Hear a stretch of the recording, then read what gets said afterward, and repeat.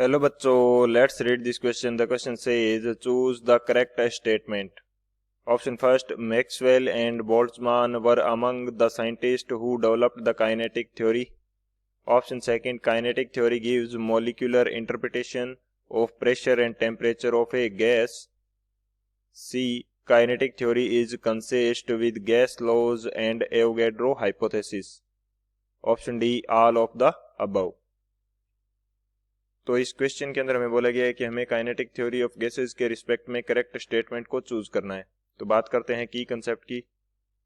की कंसेप्ट की यदि बात की जाए तो इस क्वेश्चन के लिए जो की कंसेप्ट होगा वो हम क्या यूज करेंगे, काइनेटिक थ्योरी ऑफ गैसेस को हम की कंसेप्ट के रूप में यूज करेंगे एंड देखेंगे कि जो काइनेटिक थ्योरी ऑफ गैसेस है वो बेसिकली कहना क्या चाहती है. यहाँ पे बात करते हैं की कंसेप्ट की. तो ये हमारे पास क्या होगा, kinetic theory of gases. Kinetic theory of gases ये बेसिकली हमारे पास एक थ्योरेटिकल मॉडल है गैसेज के बिहेवियर को समझने के लिए, जिसके अंदर जो इसकी मॉलिक्यूलर प्रॉपर्टीज जो हैं जैसे कि प्रेशर हो गया, टेम्परेचर हो गया, इनका रिलेशन माइक्रोस्कोपिक प्रॉपर्टीज जैसे स्पीड, काइनेटिक एनर्जी, इनके साथ में इसका रिलेशन बताया गया था. तो यहाँ पे मैं बात करता हूँ स्टेटमेंट की. तो स्टेटमेंट मेरा क्या होगा, it is the theoretical model. It is the theoretical model to understand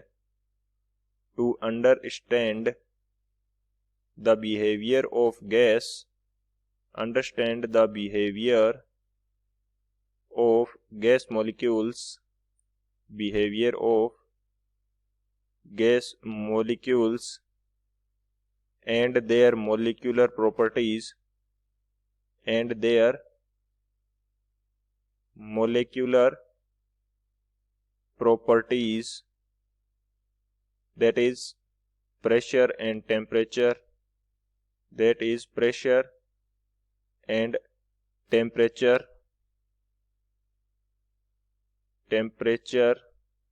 with respect to their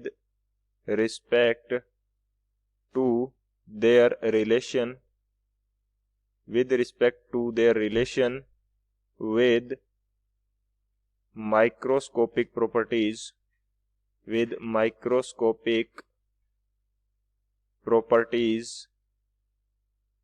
that is speed, kinetic energy, etc. तो बेसिकली स्टेटमेंट के द्वारा क्या बोला गया है कि काइनेटिक थ्योरी ऑफ गैसेस के थ्रू हम गैस मॉलिक्यूल्स के जो बिहेवियर है उनको स्टडी करते हैं, यानी कि इनकी जो मॉलिक्यूलर प्रॉपर्टीज है इनको माइक्रोस्कोपिक प्रॉपर्टीज के रिस्पेक्ट में स्टडी किया जाता है. तो ये काइनेटिक थ्योरी ऑफ गैसेस थी. इसको दिया किसने था, मैक्सवेल एंड बोल्ट्जमान ने. बेसिकली इसको बोला जाता है Maxwell kinetic theory of gases.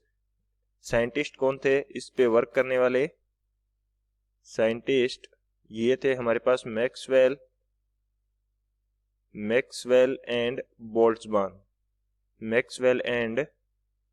Boltzmann. ये साइंटिस्ट थे जिन्होंने इसके ऊपर वर्क किया था. तो इसकी कंसेप्ट की हेल्प से इस क्वेश्चन को सोल्व करते हैं. सॉल्यूशन की यदि बात की जाए तो सॉल्यूशन के अंदर हम one by one in statements को देखते हैं कि वो स्टेटमेंट करेक्ट है या नहीं है.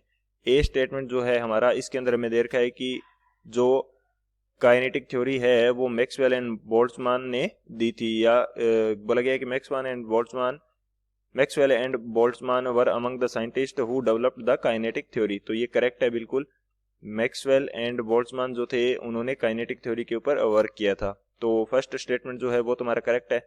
सेकंड जो स्टेटमेंट हमें दे रखा है वो क्या है, kinetic theory gives molecular interpretation of pressure and temperature of gas. ये भी बिल्कुल करेक्ट है, क्योंकि हमने की कंसेप्ट के अंदर देखा कि जो प्रेशर एंड टेम्परेचर यानी कि मॉलिक्यूलर जो प्रॉपर्टीज है इनकी इंटरप्रिटेशन देता है with respect to microscopic properties, यानी कि स्पीड, काइनेटिक एनर्जी एटसेट्रा.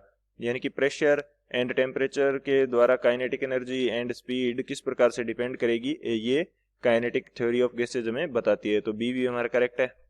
जो सी स्टेटमेंट है वो हमें क्या कहता है, सी स्टेटमेंट के अंदर हमें दे रखा है कि kinetic theory is consistent with gas law and Avogadro hypothesis. तो इसके अंदर हमें बोला है कि ये gas laws and Avogadro hypothesis के ऊपर बेस्ड है। एवोगैड्रोस हाइपोथेसिस इसके ऊपर बेस्ड है। तो ये भी हमारे पास करेक्ट बात है। एवोगैड्रो हाइपोथेसिस क्या थी कि कांस्टेंट प्रेशर के ऊपर, यहाँ पे मैं बात करता हूँ एवोगैड्रोस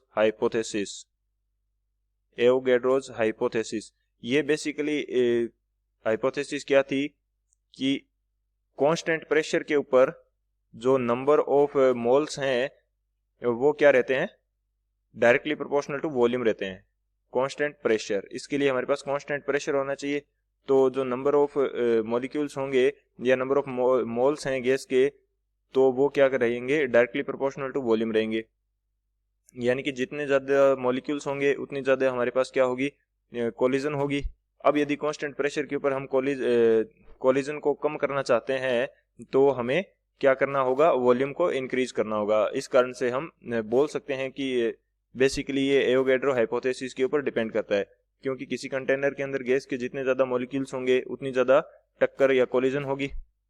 एन की वैल्यू जितनी ज़्यादा होगी, कोलिजन हमारी क्या होगी, उतनी ज़्यादा होगी। और अगर हम जो कोलिजन है उसको कंट्रोल करना चाहते हैं, रिड्यूस करना चाहते हैं, फॉर रिड्यूसिंग कोलिजन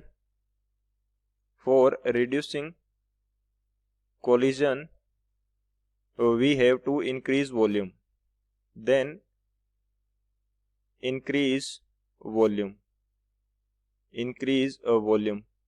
तो एवोगैड्रो जो हाइपोथेसिस थी बेसिकली रिलेट करती थी कोलिजन को, एंड काइनेटिक थ्योरी के अंदर कोलिजन का बहुत इंपॉर्टेंट रोल है।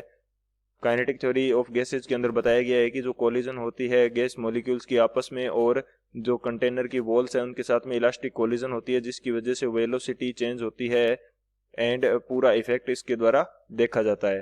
तो ये डिफाइन करता है एवोगैड्रो हाइपोथेसिस। तो जो हमारा थर्ड स्टेटमेंट है वो भी हमारा करेक्ट है।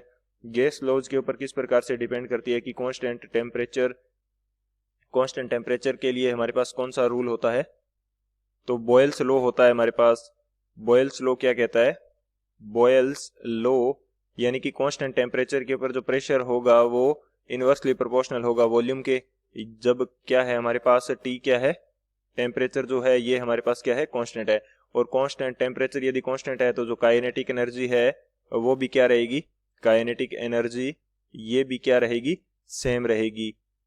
तो ये जो गैस लॉज हैं ये भी लिंक करते हैं इस काइनेटिक थ्योरी ऑफ गैसेस को, एक दूसरे के साथ लिंक करते हैं कि यहाँ पे यदि कांस्टेंट टेम्परेचर है, प्रेशर इंक्रीज करेंगे तो वॉल्यूम कम हो जाएगा, वॉल्यूम कम होगा, और जो वॉल्यूम यदि कम हो गया तो हमारे पास जो कोलिजन का नंबर है वो इंक्रीज हो जाएगा। तो जो प्रत्येक चीज है, इसी तरह से जो हमारा अलग अलग चार्ल्स लॉ है कांस्टेंट प्रेशर का, उसके अंदर क्या बोला गया है कि जो वॉल्यूम होता है वो डायरेक्टली प्रोपोर्शनल होता है टेम्परेचर के। तो जैसे ही टेम्परेचर इंक्रीज होगा वॉल्यूम इंक्रीज हो जाएगा, वॉल्यूम इंक्रीज होगा तो हमारे पास नंबर ऑफ जो कोलिजन्स हैं वो भी इंक्रीज हो जाएंगी। तो बेसिकली गैस लॉज जो है वो भी रिलेट करते हैं काइनेटिक थ्योरी ऑफ गैसेस को। तो जो हमारे तीनों स्टेटमेंट है वो क्या है, करेक्ट है। तो जो हमारा आंसर क्या हो जाएगा इस क्वेश्चन के लिए, डी ऑप्शन है ऑल ऑफ द अबव, ये हमारा करेक्ट हो जाएगा। So option D is the final answer. I hope you understood it well. Best of luck. Thank you.